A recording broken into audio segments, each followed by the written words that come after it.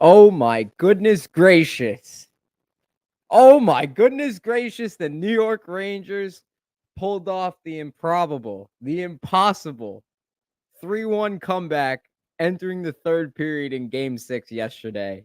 They advanced to the Eastern Conference Finals to play the Florida Panthers. Unbelievable. An absolutely unforgettable game.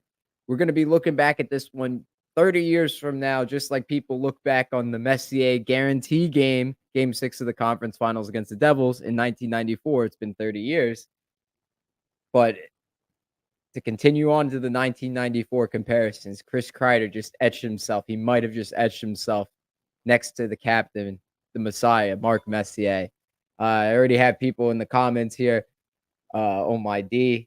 Conference finals D, King Bob, Rangers better. Let's go. Knicks are playing. I don't think it looks too good right now for the Knicks. They are in game 6 in Indiana. Let me just see the score here. Oh, they're down 20 points with 8 minutes to go. Hey, I mean, I guess that's the equivalent of a 2-goal lead if you take away the 0. Yeah, I don't know if the Knicks are going to be able to pull this one out. It'd be great, but it looks like this one's going to 7 back at MSG. And James Dolan, man, he is making an absolute killing this year. Good for that, man, because they're trying so hard to move MSG. I don't think it should happen. I think it's ridiculous. But that's not the important thing here. I need to talk about like the how this game like transpired. You guys know me. I'm the optimistic one. I never give up on the Rangers. Never. Even when they're dead in the face. I have no business winning games. I have that it comes from my mom when she first went to like a Mets game for like the first time. The Mets were like miserable in like the 70s and they were down like 9-0. And my mom, what did she say? Because my grandfather was trying to leave and ditch traffic. My mom said, "No, they still might win," when it was 9-0. So that's where I get that from. I'm optimistic all the time. Optimistic D. That's where I get it from. Even when it was, the Rangers are getting absolutely pummeled, destroyed, an awful second period. Guys are falling over each other. Trouba, Gustafson, Schneider, all these guys having terrible games. The fourth line, possibly their worst game in the playoffs. Third line, absolutely worst game in the playoffs. And to see them do a complete 180 and make it a full 360 from where they started games 1 through 3 was just absurd. This is like the stuff legends are made of. They make movies about this stuff. Truber guaranteed that one. Optimistic D became worried D last night. Rally D. Oh my gosh. Yes, here we go. I said it last night. I said optimistic D ran its course. I said the same thing earlier in the season. When the Rangers were on that midseason slump, in like January, December, where it felt like the Rangers could not buy a win if they tried, and everything ended up into the back of the net. Every chance that they had was never saved, and like everything came to bite them in the ass. They weren't getting any lucky bounces. It had that feel. But let me just describe that feeling of hopelessness for you guys. Like, people say, "Oh, the Rangers entered the third period with a 3-1 deficit." That doesn't give the game justice. They were getting killed. They were getting absolutely destroyed in this game. I mean, the first period, I'm thinking, "Okay, this is fine." I was about to take it until Nature scored with like 3 minutes left before the end of the period, which was spoiled, by the way. For some reason, the reporters in the feed, my feed was about like 2-3 minutes behind. I'm in commercial, just starting commercial, and I get a tweet from Mercogliano. Nature scores to make it 1-0. What the hell? I can't be on my phone. So at that moment, I was just like, all right, you know what? Whatever. And then for some reason, I kept going back on my phone. But then after that, I put the phone away. I put it down. I didn't respond to any texts. Didn't respond to any messages. I didn't look at anything that I was tagged in. I know Matt tagged me. Polish Matt tagged me in something that he said something about the team being mentally soft back on the pod a couple months ago. I didn't see that until, like, a commercial break in the 3rd period or during the intermission. I really didn't look too much at my phone, but that feeling of hopelessness when you're getting beat to every puck battle, your defenseman looks slow as molasses, like, what's worse than being stuck in quicksand? Whatever that is, that's what the defenseman looked like for the Rangers. Guys couldn't break pucks out, they couldn't make quick passes, they were falling on the ice left, right, and center. Offense wasn't getting anything done, couldn't get any shots on Anderson. It felt like the Devils series last year, worse actually. It felt like the Devils series last year combined with that feeling of emptiness and frustration from the midseason slump that we had in December and January. That's what it felt like. Eerily similar, that feeling to how I felt in the Stadium series when it was just like everything that the Rangers did went wrong. Everything the Islanders were doing was going in the net, and everything that they did caused chaos, which is what the Hurricanes slogan is. Um, Also cry, by the way. That's also their big slogan down in, North Carolina. We could ask Nick Rose about that. He knows that, North Carolina native. Um, Anyways, this game, like I said, we're gonna remember this for years to come. Uh, it's a legacy defining game for Chris Kreider. We'll get to that in a little bit. Let's check some of the comments. Get off the phone. Yes, get off the phone. Get off the phone. Yes.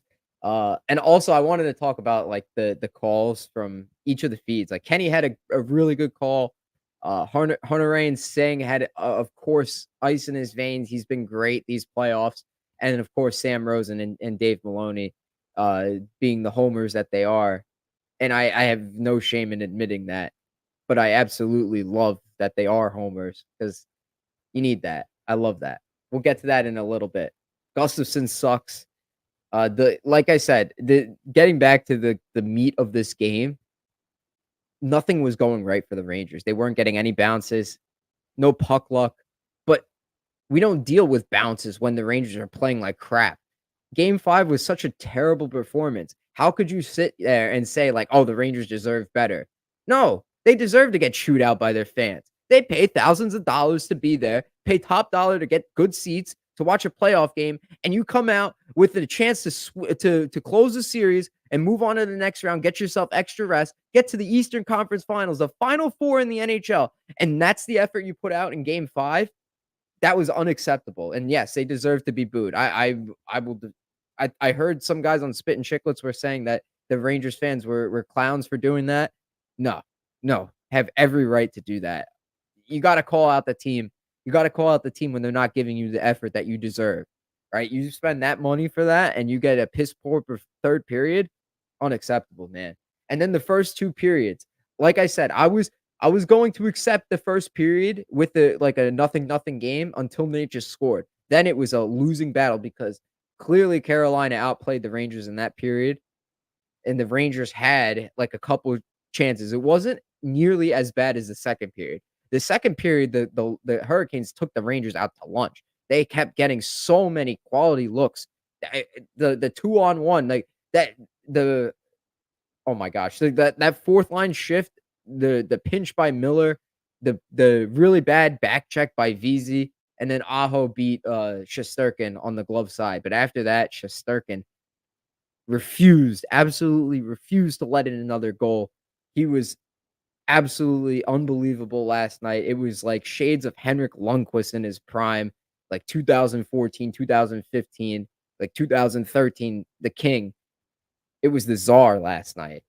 Shesterkin won them that game, and that was where the tide started to turn. The 3rd period started. It wasn't right away that the Rangers really, you know, mounted a comeback. It was like about 7 minutes in when they got the first goal, but it was really like 5 or 6 minutes when, okay, the Rangers have a chance here. They start the period off within like the first 2, 3 minutes. Martinuk rings a wrister off the crossbar. He absolutely wired it. Boucher was talking about where the hell the puck went. He had no idea he almost took the crossbar off. It was a rocket. That was Martinuk was probably the Hurricanes' best player last night, if not one of their best players, with Aho and Necas, maybe Svechnikov. Gensel, you really didn't see too much of until that second shot later, about like another 2-3 minutes later, and Gensel ripped one off the post, and another inch to the left, and that puck is in. It's a 4-1 game. But what got me with that shot was not him hitting the post. I've seen so many times this year where a puck goes off the post and bounces off the back of the goaltender, whether that be Shesterkin or Quick, and go in the net. I've seen it way too many times this year, and I was expecting that to happen again. But somehow, some way, the puck stayed out.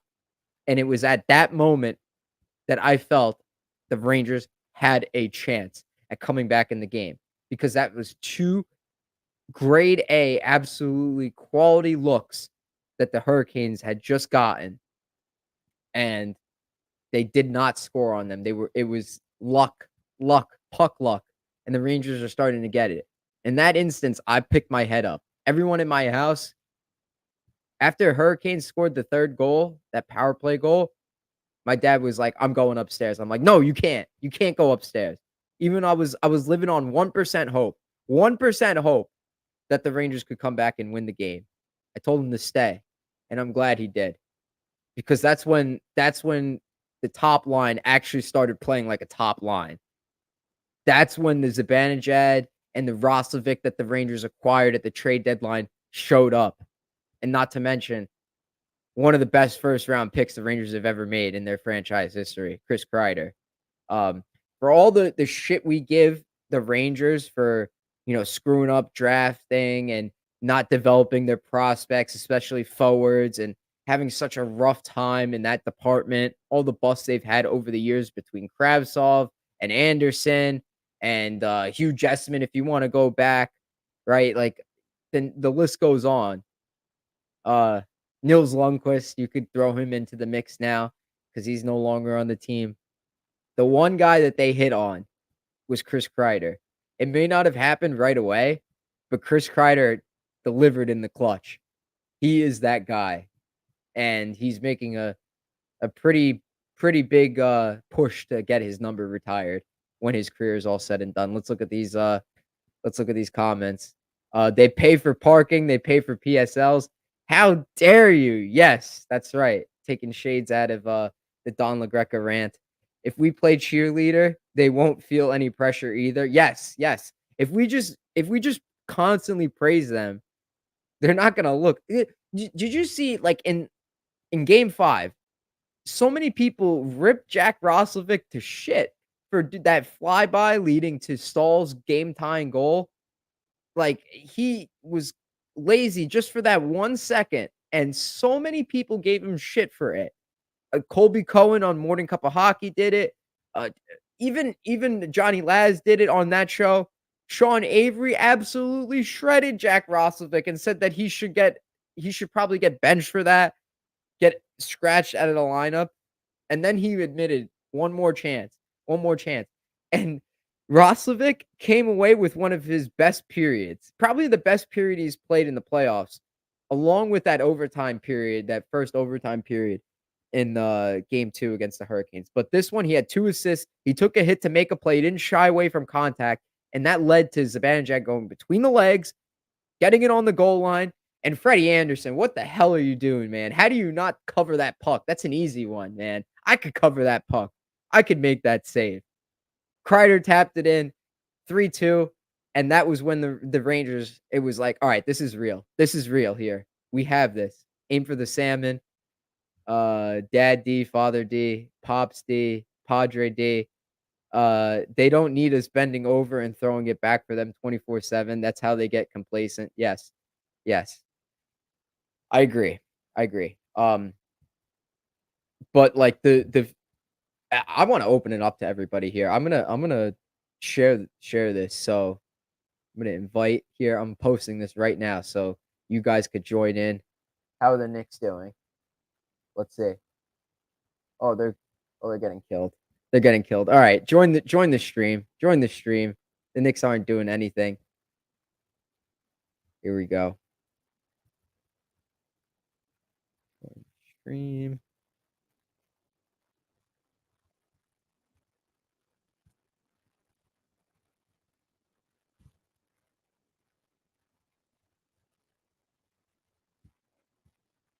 All right, the link is up.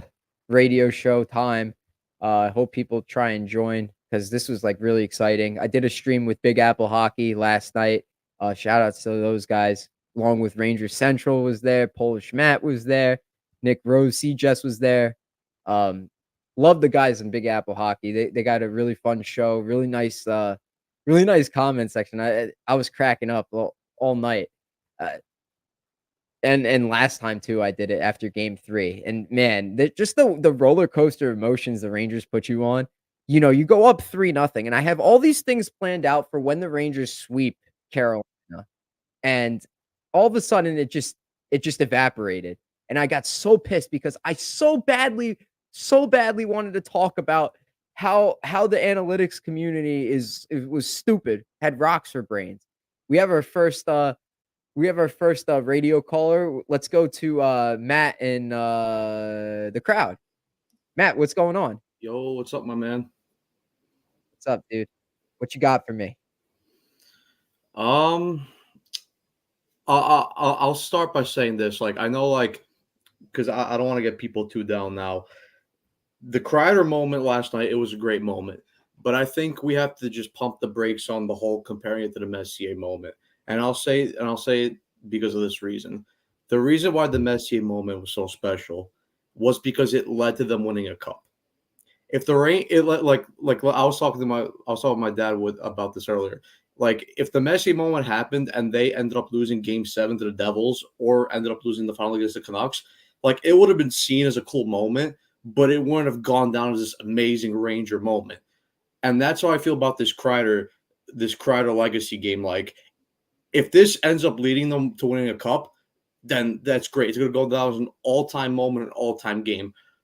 But if they don't win, it's going to be like one of those moments where we remember as like the step-on winner against the Caps. You know, the Brad Richards tying Game 5 with 6.6 seconds left. The St. Louis winner against the Habs in the Game 5 in 2014. It's going to go down as a cool moment, but not an all-time moment. So for me, for this to go down as an all-time moment, they got to win the cup. I see your point. Yeah, for sure. But I mean, we still remember those. They're cool. Yeah, they're cool moments. I said in the beginning, though, he might have etched himself. Have etched himself in Rangers history. I know a lot of other people were saying that he didn't, or that he absolutely did. This is like a legacy game. I did say it was a legacy game for Kreider. Yeah, you're gonna look back when Kreider retires. This is like this is the first thing you're gonna go look back on. Now, you know what? It's a personal legacy game for him. But in terms of the franchise, if this moment wants to go down as an all-time moment, they got to win the cup. Let's go to Ranger Central wearing a white Knicks hat. The fraud you are. Rangers, Knicks. I tried to represent both, but the Knicks. It's and not for the people listening in the car, Tony D'Angelo's brother is in the stream with us right now. Yes, I am Tony's brother. Blood related and everything. Yeah. He looks more like a Johnny Gaudreau, but I'm gonna move on. Someone at Game 5 said I look like Mika. I went up to go to the bathroom and I walked back and they're like, "Let's go, Mika." And I'm like, "What the fuck?" You need to grow your hair out. You need to grab you got to get that flow. Yeah, if I had long hair, I'd understand it more. But either way, I don't see it. My right nut said, "Hey boys, what's going on?" Dave. The left one said, "Hey." Oh man, you know what I noticed? Speaking of D'Angelo, this kind of surprised me. He was the first one in the handshake line. Sportsmanship and Tony D'Angelo, two things you wouldn't think would go together. I don't think so. He probably just wanted to be the first one off the ice. Yeah, he wanted to get home. I don't know. Don Lecision is definitely quaking in his boots, though. Is the 66% winning percentage in the room with us right now? That was like. I don't know about you guys, but after game 3, that's what I wanted to hear. Like, that's what I wanted to say. Like, I wanted to like really dunk on the analytics community because I feel like they really disrespected Shesterkin. Like, yeah, like the Hurricanes have 50 shots or whatever, but like, who's taking the shots, where they're coming from, and remember, Shesterkin's not some average Joe Frederick Anderson goaltender. He's Igor freaking Shesterkin. That's where I'm so mixed still with analytics. It's like I want to buy into like looking into it so much, but at the same time they just don't factor that stuff in. They don't factor who's in goal and who could steal games. They don't factor who's getting the high danger chances. It's like there's so much that's still skewed within. It's just so annoying. Mm-hmm. Context is a big thing here. Oh, game 7. Game 7, Pacers next final. Yeah, we're really It's not going looking 7 good. here. It's not looking good. Yeah, What it's already channel? over. What channel is the? It's What's it called? TNT. I love how I didn't even have to finish that sentence. Matt just read my mind. It's been a long day for me, man. I've listened to the Dave Maloney call like 1,000 times. Oh no, Michael K's gonna bash it again. Listen. The one thing I will say to Michael K's credit, I thought the on the empty netter, I thought it was a little excessive, but on Kreider's goal, absolutely necessary. I loved it. I thought it was great. I thought all 3 calls, Harnarain, Singh, Kenny Albert, and Sam Rosen, I thought they all did really good jobs with those calls. With Kreider getting the hat trick, the natural hat trick, in the 3rd period. Man, I know the Blue Crew boys were talking about like top individual performances. I don't know about you, Matt. I know you just said like you're not going to consider it until we find out what happens at the end of this season. But I know in 2014 the Rangers didn't win the cup, but one of the best individual playoff performances I've ever witnessed was Henrik Lundqvist game 7 against the Penguins in that second round. I mean, that guy stood on his head. That should be like a top 3 one. What do we think? Just any moments, or just top 3 individual performances in Rangers like playoff history. Obviously, Messier is like number 1. The guaranteeing, and then the hat trick. Can this be just one game or just over a specific series?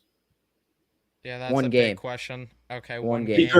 Because if we were gonna go series, I was gonna say St. Louis against the Canadians. Yeah, that was good. He scored in game 1, game 2, and game 5. Game four. Oh, game 4. Yes, you're right.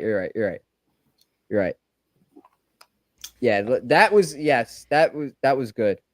But I mean, I feel like people might forget about the goaltending thing, but like Lundqvist in game 7 against the Penguins, I don't think the Rangers really had any business winning that game. He came up with so many saves.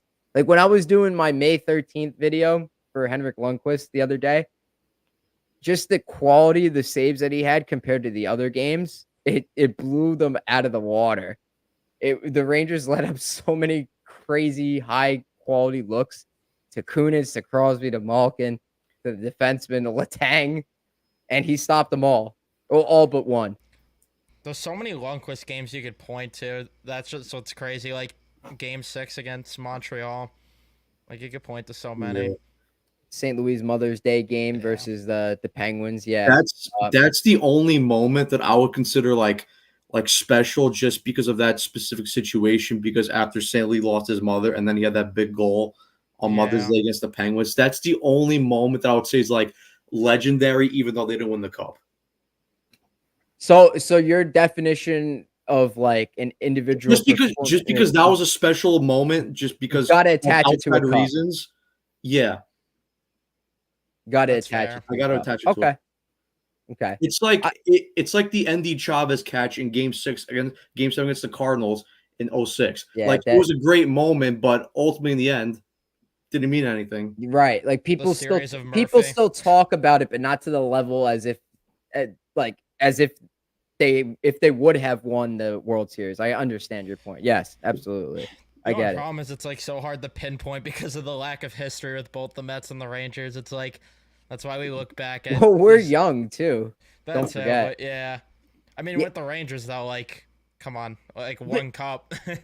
guys, like when I was making that video the other day of the Rangers not having having one cup in 84 years, like think about it. Like that's not a lot of like moments like this where it's like we're making a deep run.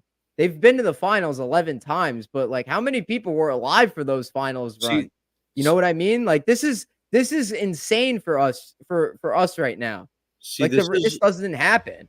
See, this is why I don't get the argument. Like I've been saying this all year, and especially going to the playoffs, I've been saying that this year was a cup or bust, and people are like, no, no, even if they don't win the cup, it's still success. I'm like, no, you can't say that because how many people do we see over the years saying, oh, the Rangers are the least successful original six franchise. They have one cup in 84 years, and then they go and then they go, oh, but if they don't lose, I mean, sorry, if they don't win the cup this year, it's not a failure. Well, it's like you're complaining about them not winning cups over the long franchise, and then arguably the best moment they have right now to win a cup, and you're going to say, no, it's not a failure if they don't win. Like that doesn't Exactly, make any especially when sense. they finally actually swept a first round series, and now that they Right. won in six, obviously it sucks the circumstances of how they won in six, but still, like you win in six, your second round, like this is as good a year as any, and they're gonna face. This is obviously gonna be their toughest task this next round, I think but what Panarin said was money. Like we have to win the Stanley Cup. yeah, Otherwise, it doesn't matter. Like I love that and I love that he said it himself because we've all given him shit for not stepping up in the playoffs. And he stepped up in the third period. Like I thought he looked really good. It was the space out there wasn't like a lot. Carolina was very aggressive. You knew they were going to be aggressive on the penalty kill, but they moved it quickly and they got the job done. Speaking of apologies, I do owe you an apology because after Game 5, you said that you feel better watching the 94 show, and I said, fuck you, this team's nothing like the 94 team. There's just no chance of winning. I was like, fuck you. So I owe an apology there.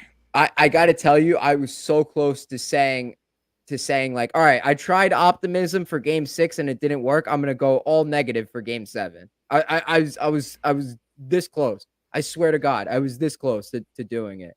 I even said, like I said, optimistic D ran its course. Like that's it. That was it. Yeah, after the second period of Game 6, I turned to my brother. I'm like, all right, well, I guess at least there's only 80 minutes left of the season. I was writing them off. I was done at that point, but they shut me up. Yeah. But see, this is why I stood by my comment my tweet that I made yesterday about calling them chokers, and it's All like, right, yeah, let's talk about this. and Go it's ahead. like, no, but the reason why I said that, and it's like, and then I got people coming at me saying, "Oh, you're a fake fan. You hate them." That didn't come from a place of hate. The big reason why I tweeted that at that moment was because all year I've criticized them, and me and Evan mentioned this a bunch of times, but we said that they're a very unlikable group, and at the time they were. But after seeing those first 7 games, I started to turn. I'm like, okay, we're starting to see a different group of guys here. And then all of a sudden they revert back to these guys that we saw the past years of them blowing series. And I'm like, really? You're going to do this now? And it's like, and it's like also it came out of just frustration and anger. And not only was because they were losing, but it was because they were lifeless those first 2 periods. They looked like they had no interest in playing that game. And then people are telling me, oh, like, fake fan, you have a loser mentality because you're giving up on them. I was giving up on them. I have high standards. I'm holding them accountable to a cup or bust standard. So if you're looking for people with fucking losing attitudes, that's not me. I'm going to hold them accountable. Sorry, whether you like it or not. If you don't like the way how I say it, though, then tough shit. You can kiss my ass. That's basically how it is. I understand what you're saying. I just think it's a bit odd.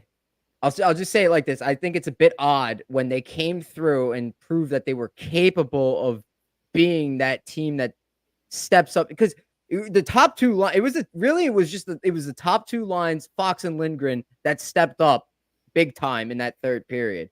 And like they proved what we've been asking for them to do all season long. They proved that they're capable of it. Why isn't that enough for you, Matt? No. I was just calling them out because I know that they could play better than that, and they did.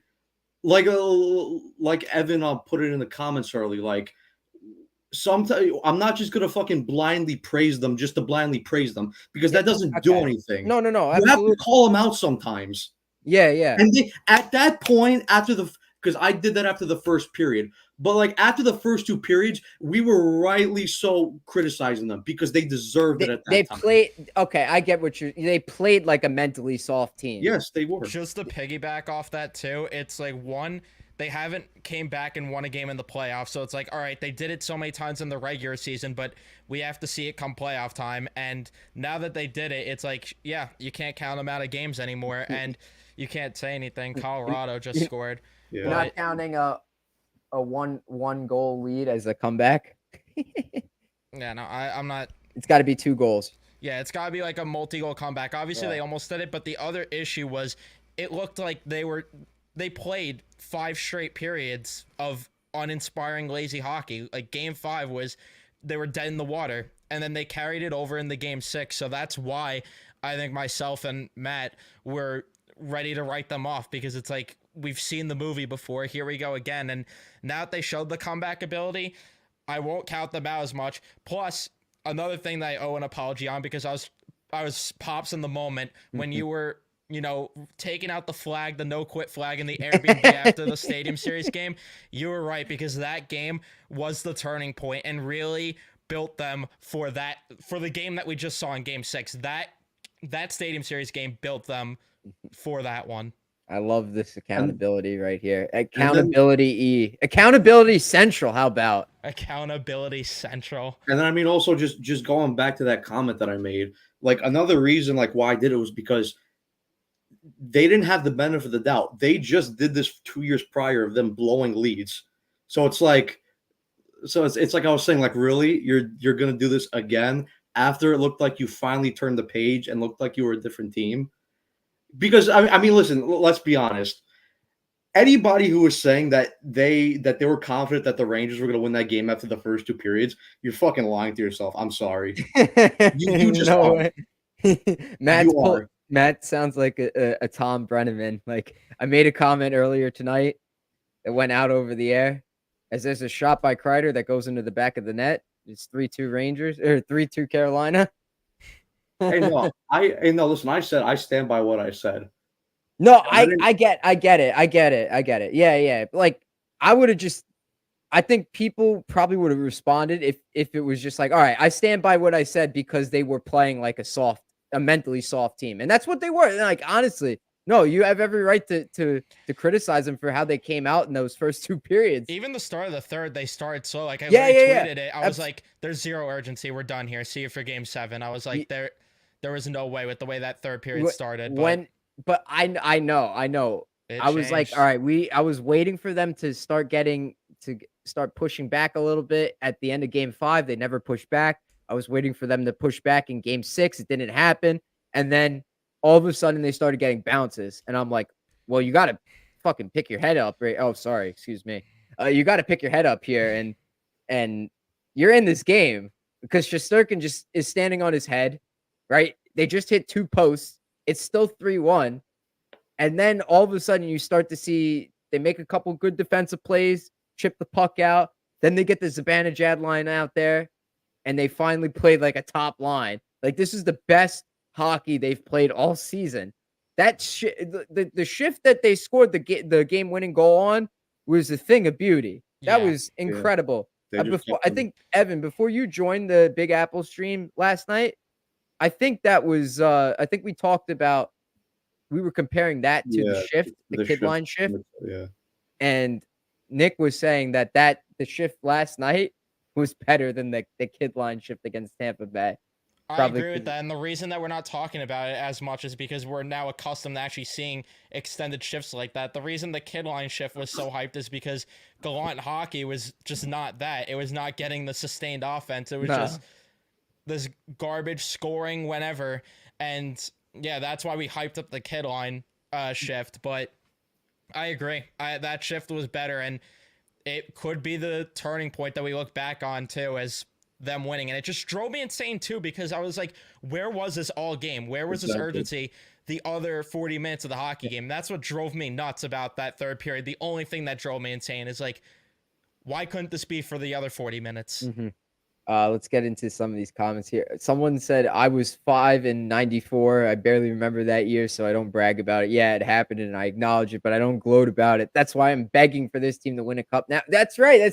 That's what I'm saying. Like, this team has a chance to be to cement their own legacy. One team that the Rangers' entire fan base can connect to, that was like alive for actually, and is still living, is the '94 team. That's all they have in 84 years. Like 1940, who was alive for that? Who in the Rangers fan base is alive for that? Like, I mean, God bless you if you know what I mean. Like, if you still can remember what happened back then, if you could still recall the plays and stuff. But we don't really have another team like that. It's really insane. So that's why this team needs to get it done. That's the thing. Panthers will be the hardest matchup. I agree. Yeah. And they get lazy. They're capable. I also heard that I don't know if I think it was on Don LaGreca's podcast. I listened to so many shows today. I think he said Brooksy was saying that there was like the flu going on in the Rangers locker room.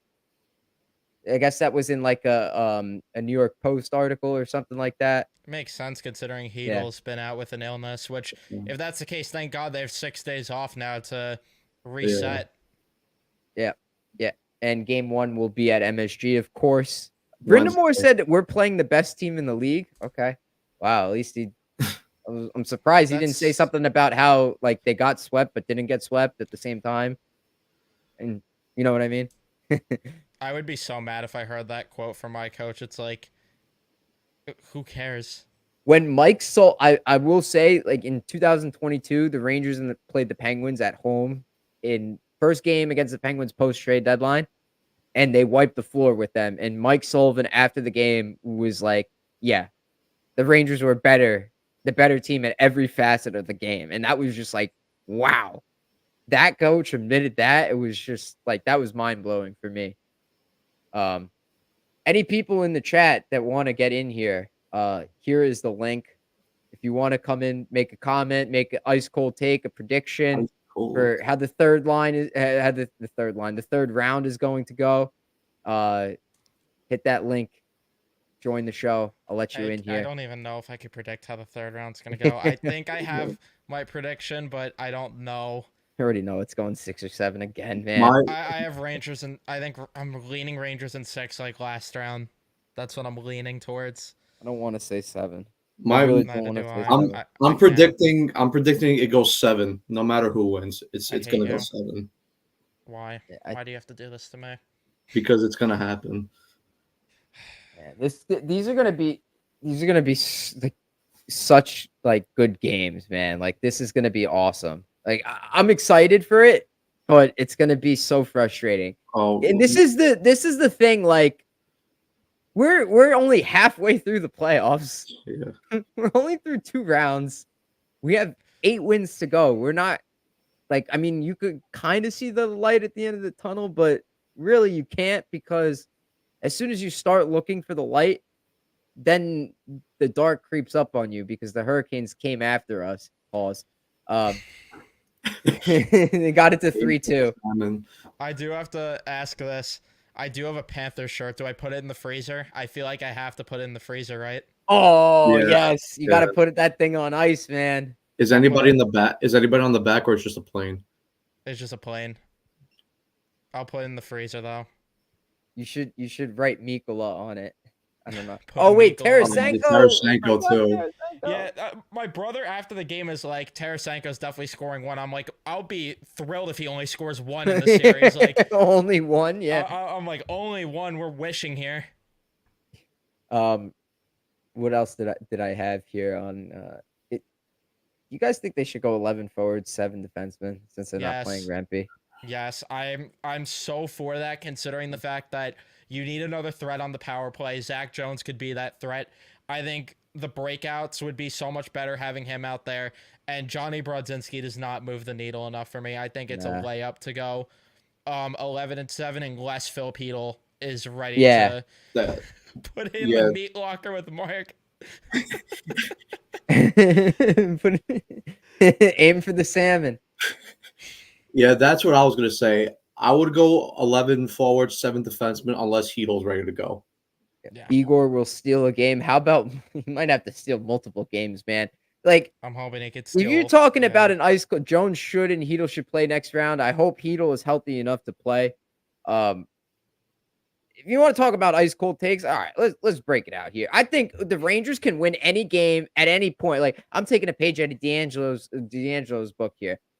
I'll fight you anytime, anywhere. Like, the Rangers can win any game at any point as long as Shesterkin's in between the pipes. Like, they had no business winning this game yesterday, guys. Like, I don't know how they won this thing. I have no idea how they didn't Shesterkin come up with some huge saves to keep it close in the Stadium Series. You were saying the Stadium Series. Yeah. Yeah, I mean, he had a few big ones. I'm trying to remember The exactly. Svechnikov one, the Aho one. Oh, where yeah, he last missed night, yeah. Schneider. No, we're talking about the Stadium Series. Oh, now, Stadium Series. Okay, my bad. where he had a couple big saves to keep them in. But man, the save on Stahl, that was so acrobatic, and I can't believe he kept that out. Like, both of those shots, the Svechnikov and the Stahl one, were both to his blocker side. Valaket said that save he made on Svechnikov, you might not ever see a better blocker save. You might not see a better 2 blocker saves on shots ever again. Like that, those were insane. I thought he had another crazy one in the third period too. Was that the period where the defensemen tripped over each other, or was that the first period? I can't remember. No, it was the third period. That was the third period, right? Yeah. Yeah. That one there. It slid wide, I think. Holy crap. Those benches in Colorado, like the spot in between is so narrow. But bro, think about it, like Roslovic got killed for what he did in Game 5. If Stahl scored that goal to tie it late, Cooley would have got slaughtered. For Oh, you mean on the Svechnikov? I mean the Svechnikov goal. Yeah, yeah. Shot. Dude, he went the complete opposite direction. He was like a soccer goalie on a penalty kick. He was like diving. He went left, and the puck went right. That third line played awful last night. Oh my god, that was the worst game they ever played. They were terrible. Yeah, that was. Like, it's so annoying because, like, especially Wenberg, he aggravates me the most because it's Ryan Strome on steroids with this guy. This guy cannot finish an opportunity if his life depended on it. The only difference is he could actually play like in his own end, but holy crap, it drives me insane. The tap-ins that he misses. In Game 5, when he had the puck in the slot and he fumbled it, I was like seething. I was out to dinner with my family, and I had the game on my phone, much to the dismay of my family, but I was seething. I'm like, man, you gotta rip that shit top cheese. Angry D. That's also where like the PTSD started coming in. Like, similar to Trouba, you had Lindgren where he took a penalty that you felt was going to change the tide of the series. Jacob Trouba starting to have meltdowns. It's like...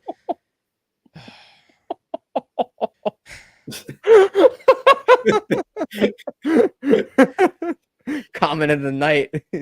Easy. Wenberg is very popular with the ladies. He aims for the salmon, but there's not really anything getting to the salmon. Oh no, he finishes. He just misses it very wide. He misses the salmon. Tired of Kako. Yeah, Kako's. Yeah, last night was a very bad game, man. Outside that penalty he drew. If they win the cup, it won't matter in retrospect, but man, like I still just can't help but look back and it's just like, why were they so stubborn about moving this guy? It's like, I know that they've got this far, but I would love to have, like, even if it's not Gensel, like the Vetrano and Henrique trade. I look back at that even, and it's like I would have been on board with that, honestly, because they still could have got Roslovic, but what's done is done, and it's like, whatever. If they win, who cares? Bro, it's like somebody earlier today brought up one of my older tweets where when Roslovic got scratched, and I was like, we really brought this guy in instead of Gensel. And he's like, "Oh, what do you have to say about this now?" I'm like, okay, I'll apologize if they win the cup, but if they don't win the cup, then yeah, I love how my point still stands. They should have made the trade for Gensel. that's the answer. And it's worked so far. It's worked. Like, you guys doubting them is they're answering the bell. Like, they had to have noticed that. They have had to have heard the criticism about 5-on-5 play, about only being this power play merchant, special team merchant, Roslovic sucking. They did hear about They it. had to. When I asked Colin about it, he said it sounded like the players were taking it a little personally when they heard about, like, the 5-on-5 stuff.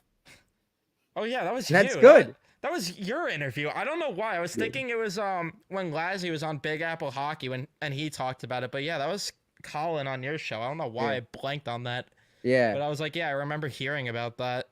It was, I gotta say, it was a clever D question there. Clever D.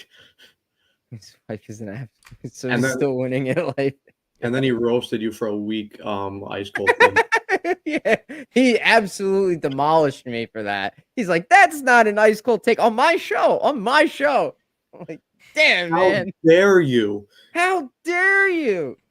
Don had 2 rants yesterday. One about Steve Cohen and the other about the Giants uniform. Oh yeah, those are bad.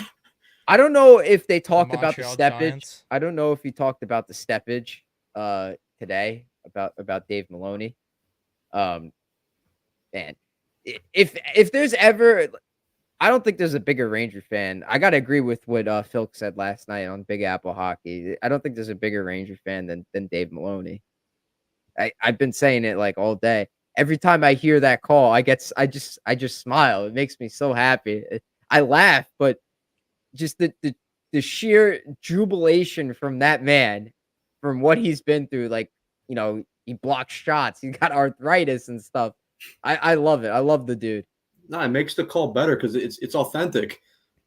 Yeah, I could see the argument for if it were on TV, like if that were like on air, like on TV, a live broadcast, and that happened, like a national broadcast, and that happens.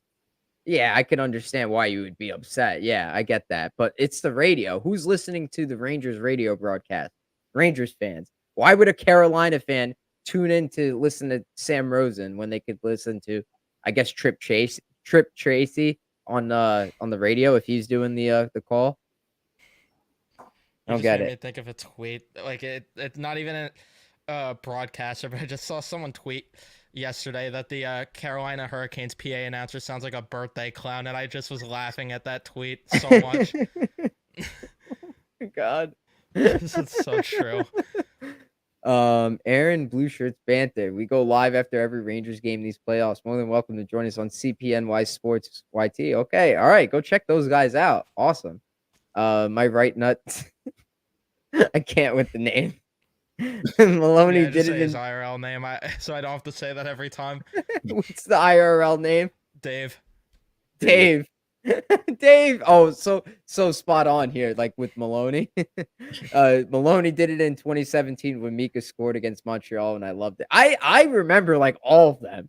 The first distinct one he had that the guys like always joked around with Don about was 2014, game 1, second round against Pittsburgh. There was that one. Then there was the following year against the Islanders. He did it on Kenny. And then there was Grabner scored a huge goal with like 16 seconds left in the game against Columbus after they were down 3-0 in the period, and they won the game. He had a huge one there. And then he had the one in the The Michael Grabner days. Yeah, then the Miko one, of course, in overtime, game 5. That was a big one. It's from an inside joke. It's from an inside joke with a childhood friend. Inside who? Pause. That was a 2BC moment. That was roast. Right. That was roast. Trying to see what else we got here. Rangers, Panthers. What do we have to look forward to here? Like, what's the scouting report on the Panthers? They got depth. I I was we're being gonna careful with my words there. we're gonna hate Matthew Kachuk Sam in a Bennett. week. Sam Bennett, we already do hate him, but we're gonna hate him even more. This team, like A this is the lot of center. Russians. Yeah, a lot. Name something Russia's famous for, Bob. Russians. I know we're scared of the depth of Dallas, but this is where the Rangers could really get tested Yeah. early for potentially, if they did make it to play a team like Dallas. That center depth is insane between Barkov, Bennett, and then Rodriguez is going to piss us off too because he did before. But Lundell. yeah, they have Lundell. They have so many guys that could slot in at center if they want to move things around the lineup. Tarasenko is always bound to kill us. That first line is ridiculous in itself. Tarasenko, Barkov, Reinhart. Verhaeghe's a Verhaeghe, dog. Manic. I mean, they got Nick Cousins on the fourth line. Verhaeghe's such a dog in the playoffs, man. Yeah, if the He's Rangers great. want any sort of like their favorable matchup is probably going to be sending the second line out against their third or fourth line, I would say. Got to win those 2 home games. The one, Yeah. the one area where they can really expose, and it's similar to Carolina, is when the Panthers play. Their D guys love to pinch, and I they're was gonna very say that aggressive too. when they pinch. So if they could get in behind and use their speed, that's where Pause. you can exploit them. Because I was watching the game tonight, and Forsling scored the tying goal, but him and Ekblad were not good defensively at all tonight. Yeah, and I their remember- defensive depth doesn't even impress me that much. I'm seeing Nico Mikkola pinch. I'm like, when does he do that? Pinching a D, pause.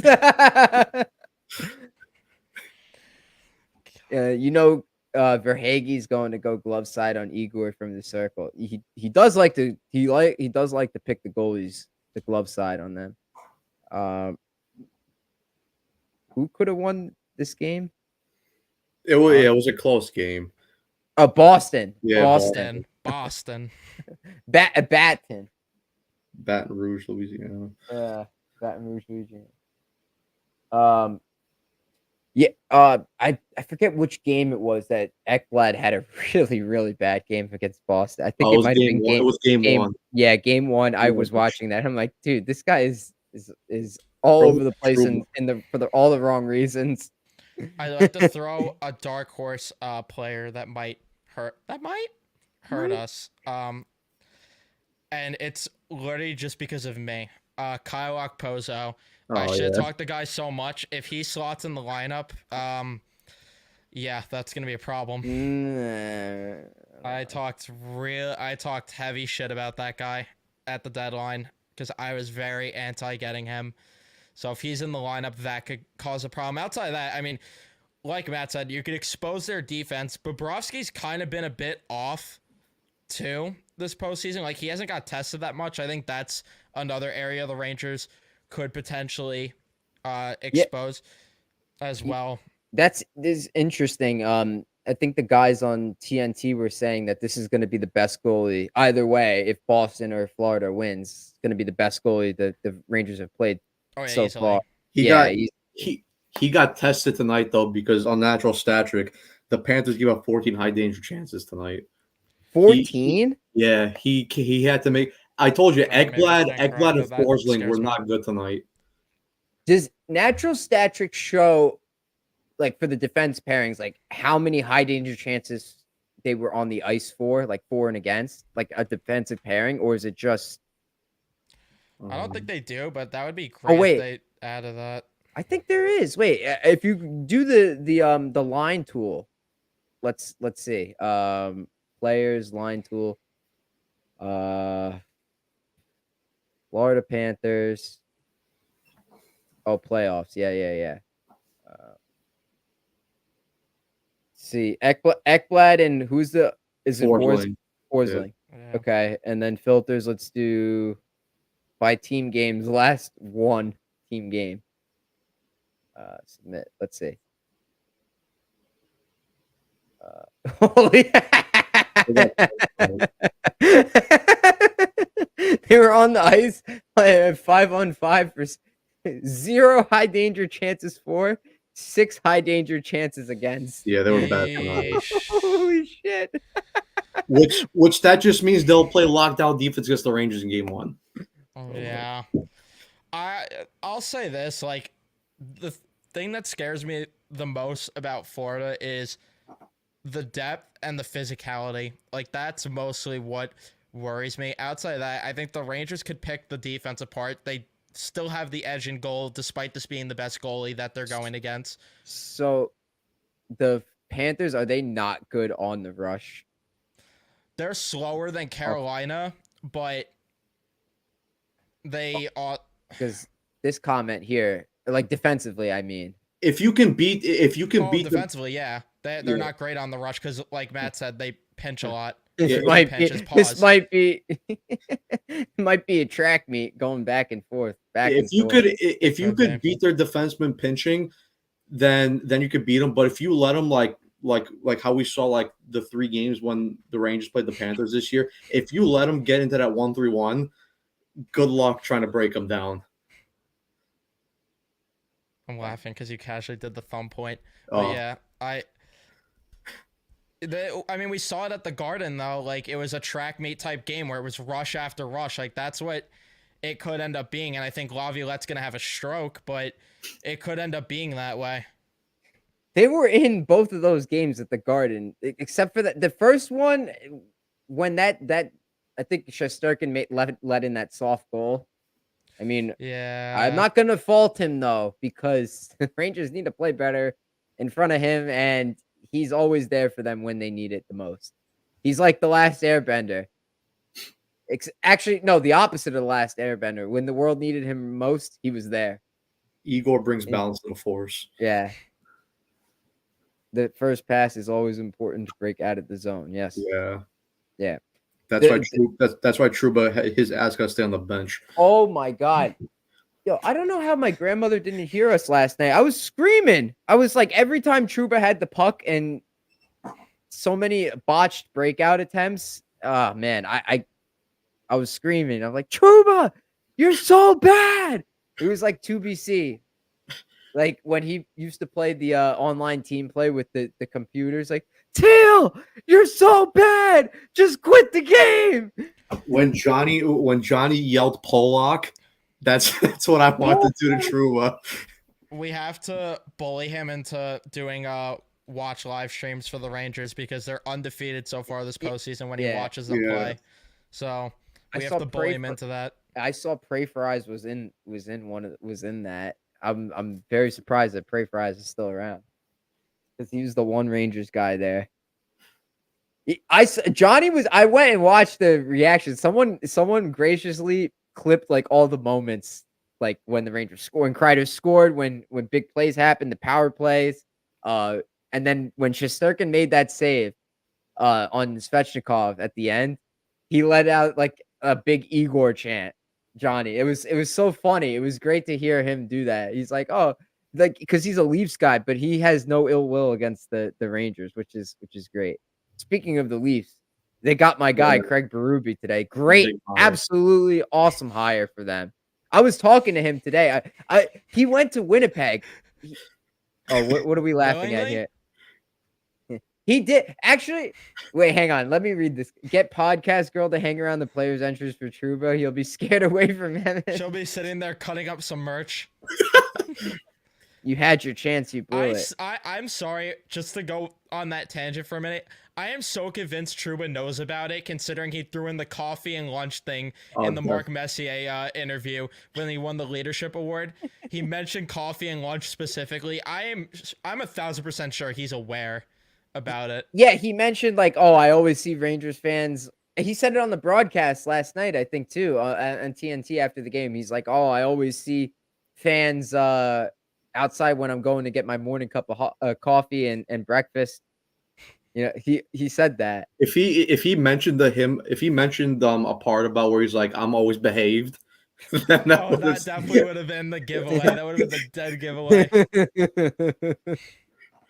He knows. Dude, you know, I swear. But Berube with the Winnipeg. Oh yeah, Berube. Yes, I forgot. Bronx, Winnipeg.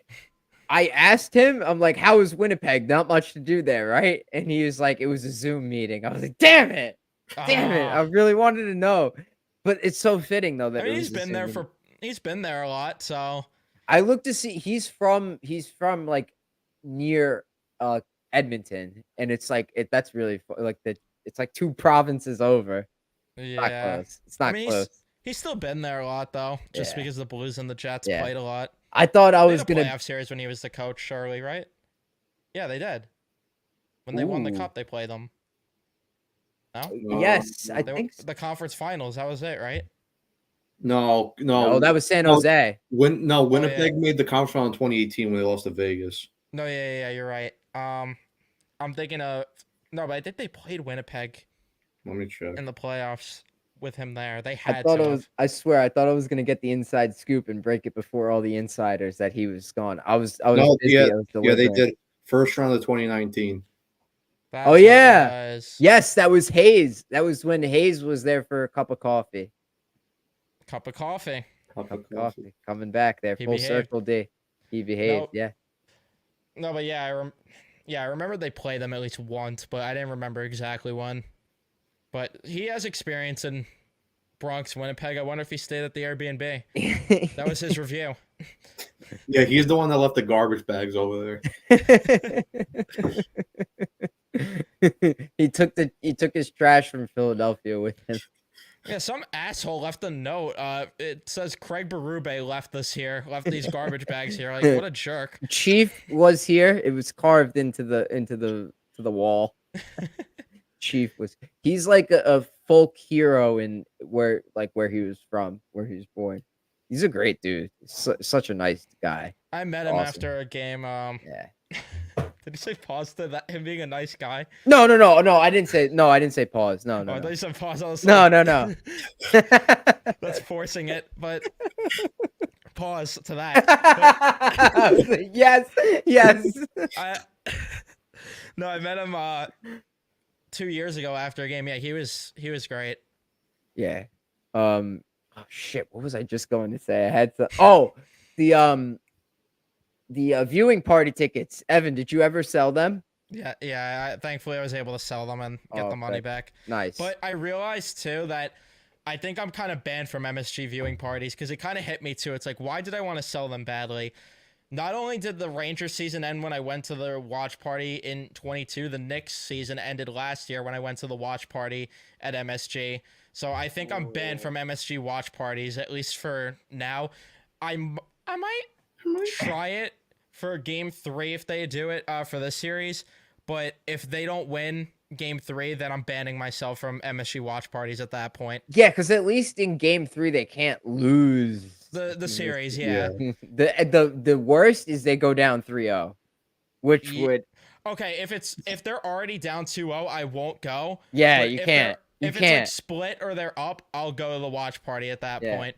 If it's 2-0, 1-1, 2-0 Rangers, sorry, 2-0 Rangers or 1-1, you're going.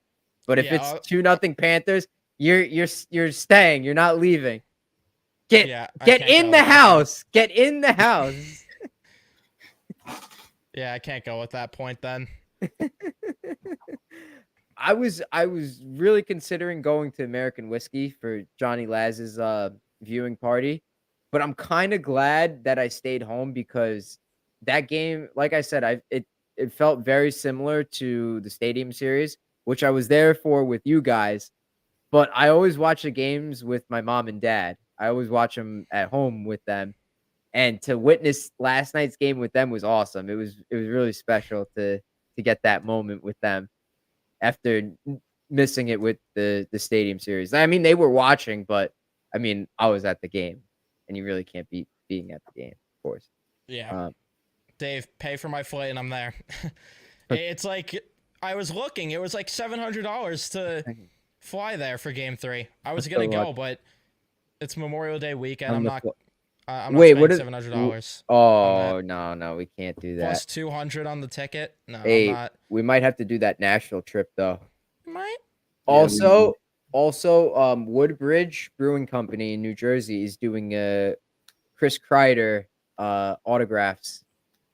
Chris Kreider. Chris Can I Kreider, bring my toga? At least on July, that. Will he July sign the 20th. togas? July 20th. I'm gonna bring sandals from the That's sun. that is brother D's birthday.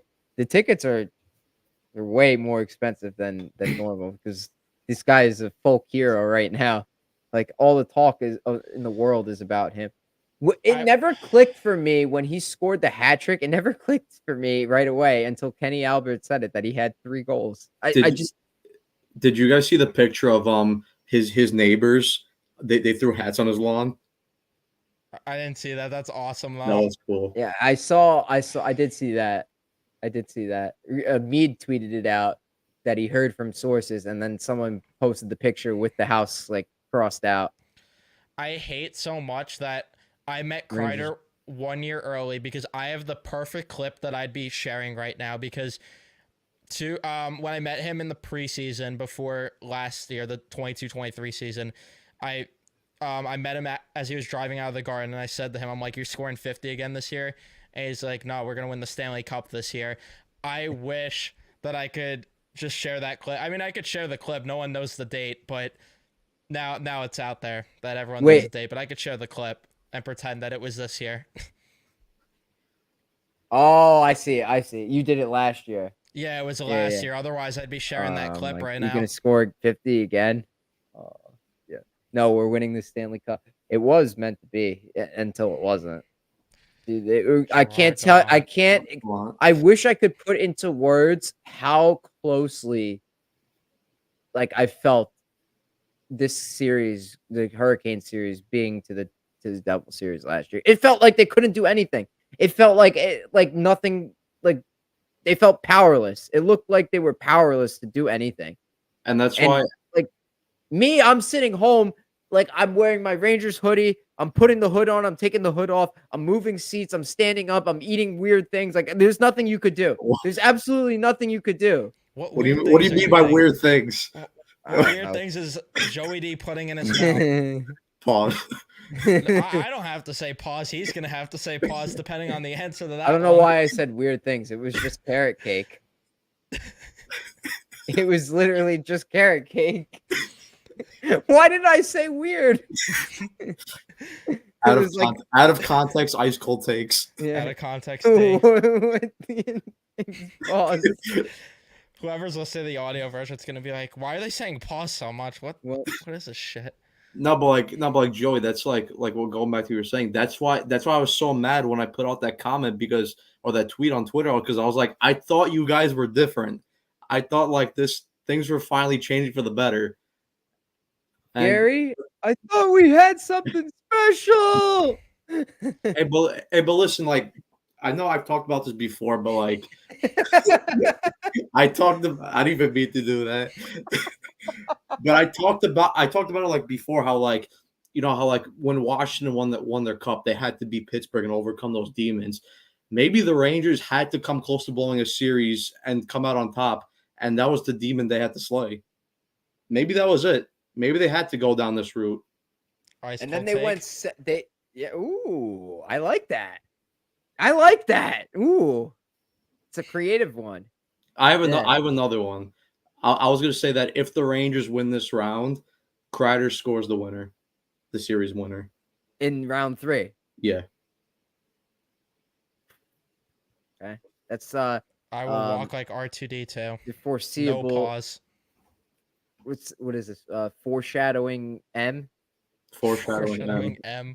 Prediction M. Prediction M. Visionist M. Nostradamus. Capital M. The capital M. Nostradamus with the capital M. Yeah. Polish Nostradamus. Polish Matt. Yes. I like that. Yeah, it's good ice cold takes. Evan, what's yours? Need one from you. Haven't heard. Do I have one? I mean, outside of the Rangers winning in 6, because I don't think that's that much of a bold take. As Colin said, that's not an ice cold take. Yeah, I really got to think of one. I'll say Panarin's going to shut us up the series. I think he loves playing Yeah. Bobrovsky. I think he's gonna shut us up the series, and I think that he's gonna be. I think he'll lead the team in points this series. I'll go with that. Okay, I like that. I like that. This is incorrect. Florida was not 3-0 Yeah, no, they versus weren't us. 3-0. It They was were 2-1. 2-1. Remember, the Yeah. Rangers came back from 2 goals, 2-0, and 3-2 late in the game. Late in the game, they got it to overtime. I think I forget who scored the tying goal. I'm saying Lafreniere because I know Don said it right before he scored, right before they scored to tie it in regulation. I don't remember who had that tying goal, but then they won it in the shootout. Yes, 2-1. No shootout in the playoffs. So thank God, because that would be terrible. Um, I didn't even know how weird the overtime rules get if it gets to like the 7th overtime. I saw a TikTok about it. That, wait, like, what? A game has never gone the 7 overtimes, but like there's some rule that the further it gets, was it the 7th one where 2 pucks are on the ice, or was it the 8th? What? I'm not joking. I saw a That's a TikTok about rule? this. I don't know how accurate it is. No shot. That's not a rule. There's No no shot. rule. NHL I'm rules. not sure how accurate it is. I'm just going off the TikTok I saw. It is kind of believable if it gets to 8 overtimes, maybe, because that's ridiculous at that point if we're at 8 overtimes. I thought what you were gonna say was if it got to a certain like amount of overtimes that they could stop the game for the night and restart it the day later. That would be interesting if they just did that. But now I'm curious not if that's seeing anything here. that's real. I don't know how real that is. I just saw it from a TikTok, so shows how much you should take it with a grain of salt anyway. But Wait, is it bullshit subreddit? Is it bullshit that the NHL has rules for 6th, 7th, and 8th overtime? Here it is. On another Reddit, there was a post about how the NHL has rules for overtime, some of which has never been used before, and one of which is in a sealed envelope and hasn't been opened since 1917. This post, okay. It happened. There's a tweet here from Rob Wesley from August 11, 2020. It hasn't happened since 1936, but a reminder that if an NHL game goes to a 6th overtime, they drop the second puck. yes, That's so. they do. There's another one, Rob Wesley. Per rules, in the event of okay, yeah, this is following up on this. Per rules, in the event of a 7th overtime, which has never happened, 5 pucks are in play, and a face-off is taken simultaneously at all 5 face-off circles, with each team playing 15 players plus goaltender at once. No way. No way. That's fake. That's Rules for an I buy 8th it. overtime, which again has never happened in the NHL, are sealed inside a red envelope, which has not been opened since 1917. Give us the Forbidden Ice Boys rules. bro. At that point, you might as well just flip a coin, and whoever wins the coin toss wins the game. You might as well just do that. No. That post was meant as a joke. The NHL publishes the full rules every season. The current rules say that in regular season games, there's 1 5-minute OT period, after which there's a shootout if still tied. In the playoffs, they keep playing 20-minute OT periods until someone scores. Rule 84.5 overtime. This is from 4 years ago, mind you. 84.5 overtime playoffs. In the Stanley Cup playoffs, when a game is tied after 20 minute regular periods of play. I'm repeating the number because they put it in parentheses. I'm not going to do that anymore. The team shall take a 15-minute intermission and resume playing 20-minute periods, changing ends for the start of each overtime period. The team scoring the first goal in overtime shall be declared the winner of the game. So that's confirmation there. Confirmation D. Confirmation D. Okay, if the thing was true about the 2 pucks, whether it is or not, at that point, just end it in a shootout. I'd rather just do a shootout at that point. Like, what are we doing with 2 pucks? Like Nick said in the chat, it's just players doing drills at that point. Like, what are we doing with 2 or 5 pucks on the ice? Like, what? Once he said the thing about 5 pucks and 15 players out there, I knew it was bullshit. I could see the 2 puck thing. Like, I don't know. I could see that the 15 on the ice with 5 pucks though. That's I don't know about that one. Yeah, no, that's Yeah, that's bullshit. I'm dying. I don't know, but I'm actually crying. watch. We have to deal with that this series. It goes 6 overtimes, and we watch 2 pucks on the ice. You could just imagine it's fucking 4 a.m. and then we just see 2 pucks get thrown on the ice. And we're just thinking that we're tired, and we're just seeing double. Like what the fuck? Why am I seeing 2 pucks? Since I'm on the Reddit already, the NHL overtime rules, this is all from 4 years ago, 6 OT, second puck. I was talking to a friend about the playoffs, and he claimed that in the event of a 6 overtime period, it would be 2 pucks. Jeez, is this friend Evan, Ranger Central? Is this true? Couldn't find a source to confirm or deny. Bonus points for a source. Someone responded, it's actually 3 pucks. And the response to that is, also 2 of them are magnetized and 1 is rigged with fishing line. Reddit. Yeah, one is a fucking landmine. I always thought it was weird that the 2 magnetized. Wait, yeah, I always thought it was weird that the 2 magnetized pucks are tie-dye. Like, who thought that was a good idea? They're landmines. Yeah, 1 puck is a landmine. Yo, it's nuts, man. No. We can't do that. 7 OTs. First of all, they're not even going to be able to skate. Not even going to be able to move. Steven's going to be dead watching that game. Trouba would definitely hit the one with the fucking landmine. What time would it be for Steven at that point if it went to like if it was Minesweeper. a game until like 4 a.m.? It's like 2 games in 1. You're playing hockey and Minesweeper. What's an 8 o'clock game? Yeah, Steven. So the game would probably end around like regulation would be like 10:45. So if you're gonna add 6 more, that's basically 2 more full games. I mean that's 12. You're around like 4 or 5 a.m. plus intermissions. I want to know what time that would be for him. It's gonna be. So that would be like 5 hours. So that would be like 10 in the morning for him. 11 in the morning. He might die. Yeah, he could almost get through breakfast.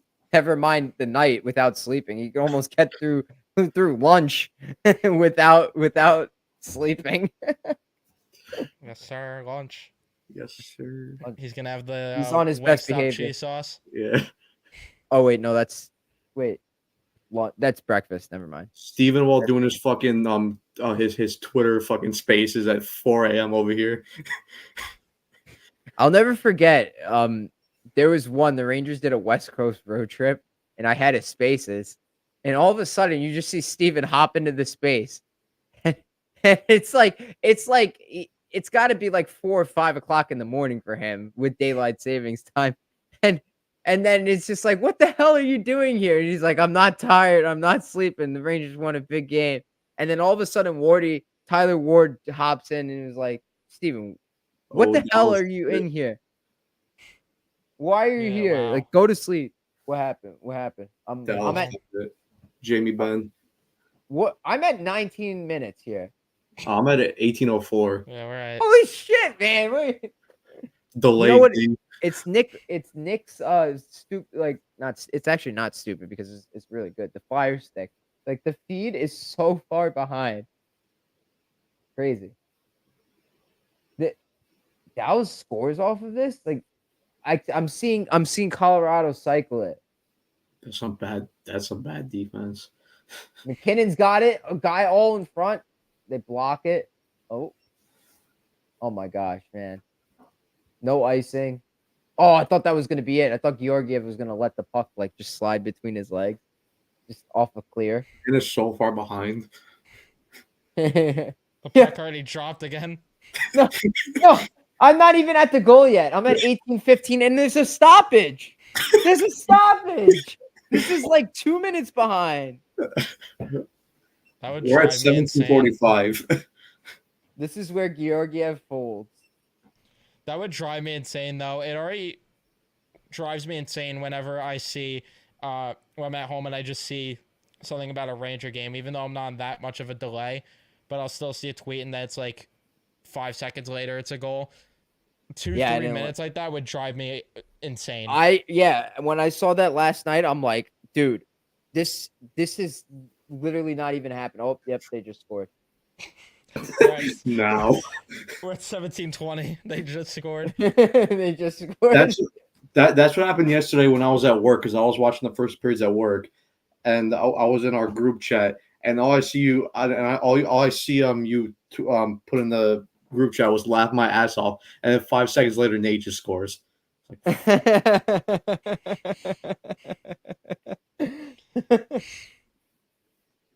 Dude, how did he get all alone in front like that?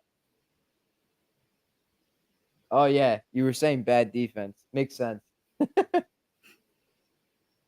Jamie Benn, third goal this postseason. Very nice. Sagan. Yeah. I think we hit on everything tonight. This was a good stream.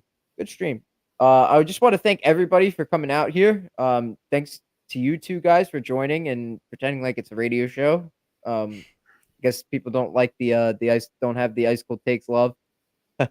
One day they will. One day they will. Hopefully Brian Boyle comes on the pod.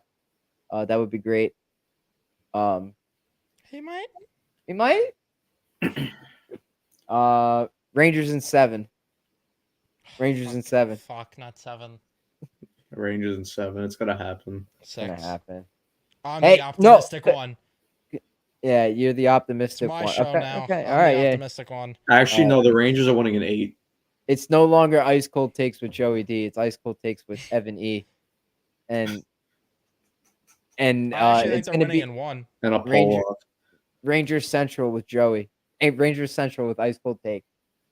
I think they're winning in 1. Winning in 1. Yeah, they're gonna be the first team to. Remember when we used to do? I think it was oh my gosh, King Nick, Rangers Nico. He did like every game like the Rangers lost didn't count in 2022. So like the Rangers had like a perfect season. That's like Now, that's what we're doing right here. The Rangers will be the first team in NHL history to win a game when 5 pucks are in play. Rangers in 6. Yeah. 15 Rangers. on the ice. But seriously, going back to Matt's ice cold take about the Capitals getting over the hump, slaying the demons. The next round they did go 7 against Tampa Bay, and I believe they came back. They were down 3-2 in that series. Yeah, Correct I think me if they I'm were. wrong. They beat Pittsburgh in 6.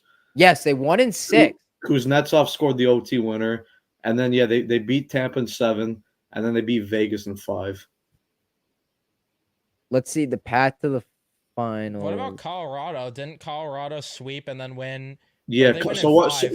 What? No. What the Avs did was they beat Swept Nashville. They right? swept Nashville. Down 6 against St. St. Louis. Louis swept Edmonton and beat Tampa in 6. Yeah, I don't know if we're sweeping Florida, but Yes. What was this? No, that ain't Beat happening. Tampa. What was this? Colorado's. yeah, Colorado's. I mean, Yeah. so far they're on the path, but I don't know about the sweeping in the conference finals part. That might be getting a little too ahead of ourselves. Also, Washington was I forgot. Yes, the Capitals were down 2-0 in that series against Columbus, and they won in 6. They won 4 straight. Yeah, the I goalie believe they change. started with Grubauer, Yeah, they did. Yeah, they did. and then they went back to Holtby. Yeah. Let's see. Wait, let's see this. 14 Rangers, not Rangers, Capitals. I don't know if they came back and if they were down 3-2 in that series. I'm trying to figure out if they were.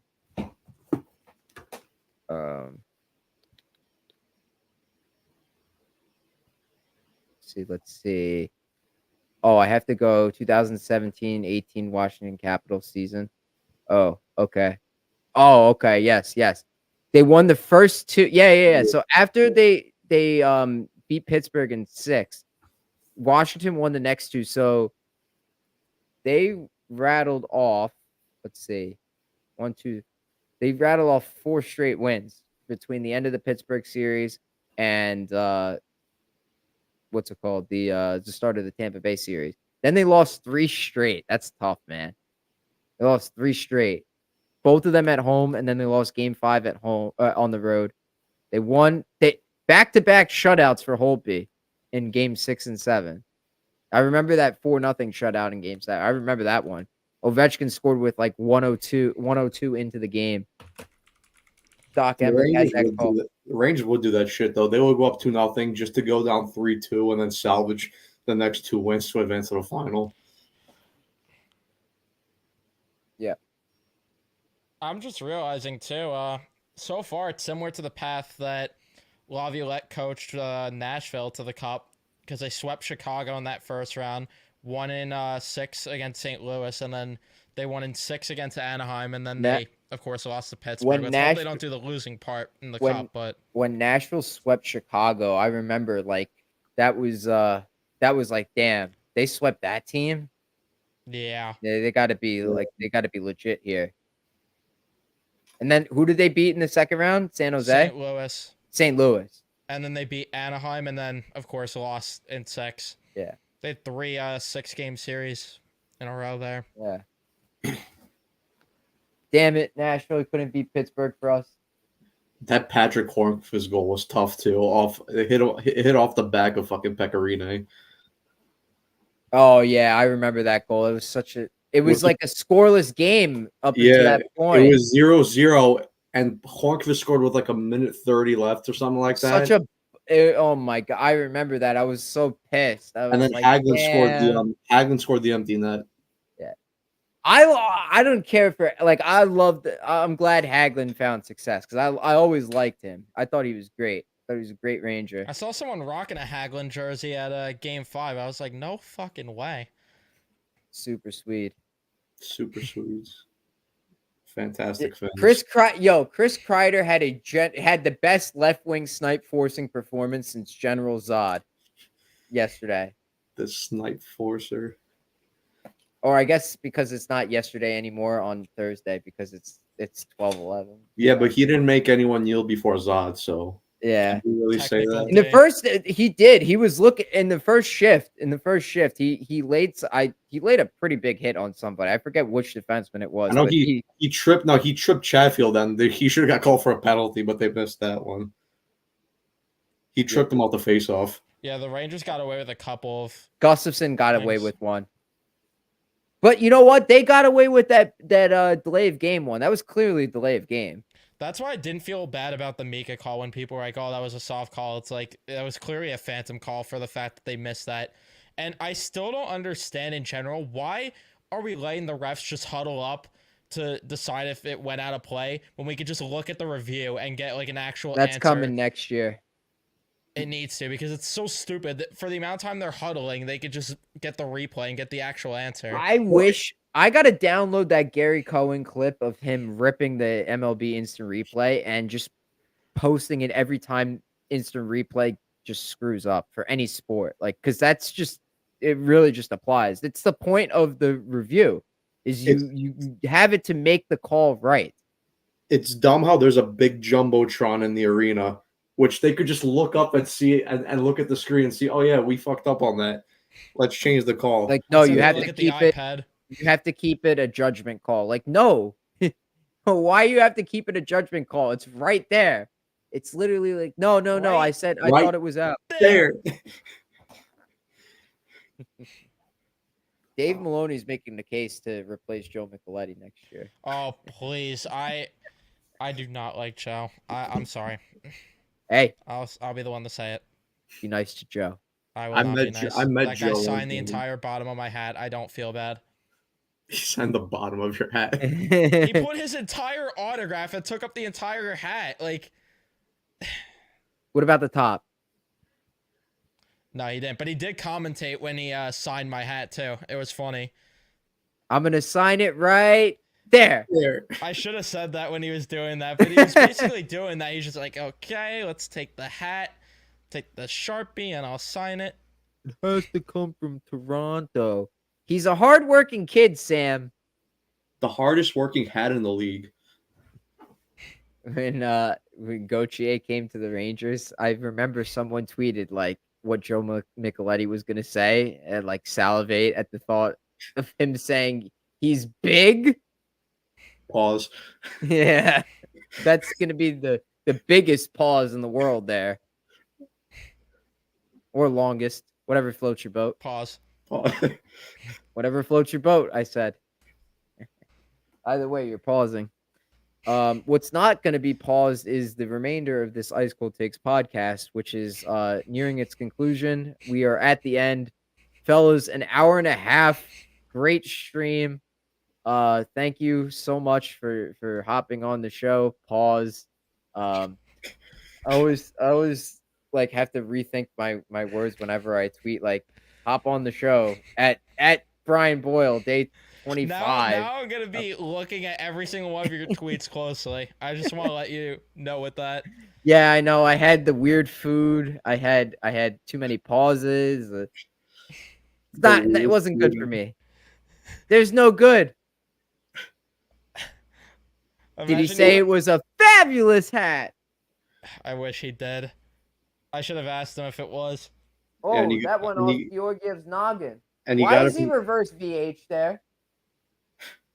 And he got the hat from Fabulous Los Angeles. I did it. When's the next show? Sometime next week. Yeah, sometime next week. We'll see. It depends. If I have another show like this, it depends on if I get like a guest on. Like, if I don't get like Brian Boyle, it's not going to be a guest. So we'll have another one like this. You're just interviewing Brian Boyle and you just say things. You just like pause. You're like, what the fuck? I have to contain my laughter when you guys are commenting. Like when Don came in the other day, like I'm trying not to fanboy out and Matt's over here. Get off the phone. Get off the phone. I'm trying so hard to contain laughter. We know Jose Reyes beat his wife. They killed Gil Hodges. Oh, you played for the Mets? That's cool, man.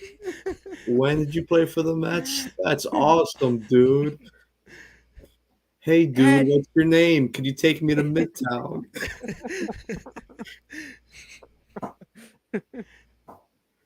That's awesome, dude.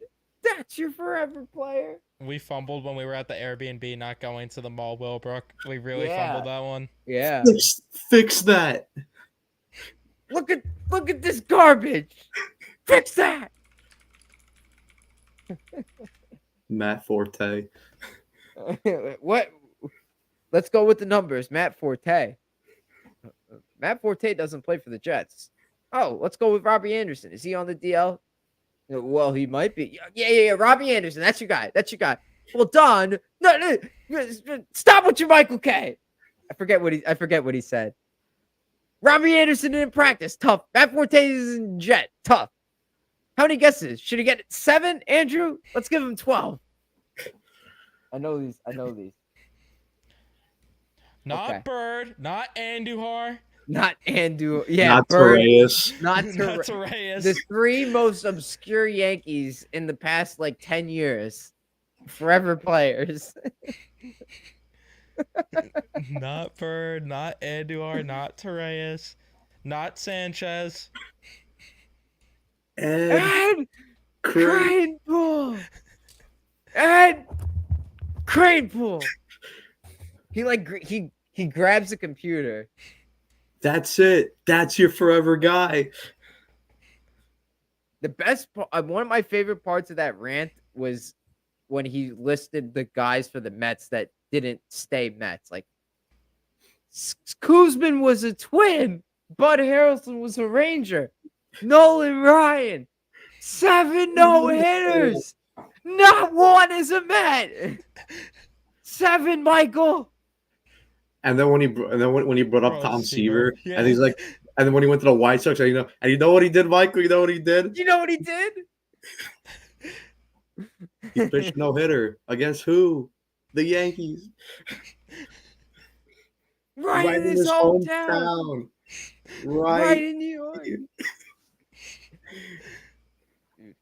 I hated the blue collar blue shirts called out. I'm sorry, we're prolonging this, but blue collar blue shirts called out Don for not stepping up for Dave when Michael K tore Dave to shreds over that first steppage. And I'm like, dude, if you had just looked up the clip or listened to the show, you would just easily know that Don is always going to go to bat for his boy Dave. That's his like brother in arms there. They love each other, those guys. They're the best buds. Love those guys. But yeah, that's enough. That's enough No Rangers prolonging talk. day anymore. No more prolonging day. I know you guys are tired probably if you're watching this live. This is a long. I hope you have like a long car ride if you're listening to this, because this is not one that you could get done in one trip. Definitely not Awesome. 1 hour. I lose. I'm done. Thought about killing myself. In Dang. Minecraft. In Minecraft. Minecraft. Yeah. Yeah, now he's demonetized, D. Oh, okay. All right. Well, Ice Cold Demonetized. Takes fans, I appreciate you. Thanks for being here. We love you. This was a good one. Thank you, Dave. Go Rangers. Rangers Aim in for the 7. salmon. Aim for the salmon. Bye-bye.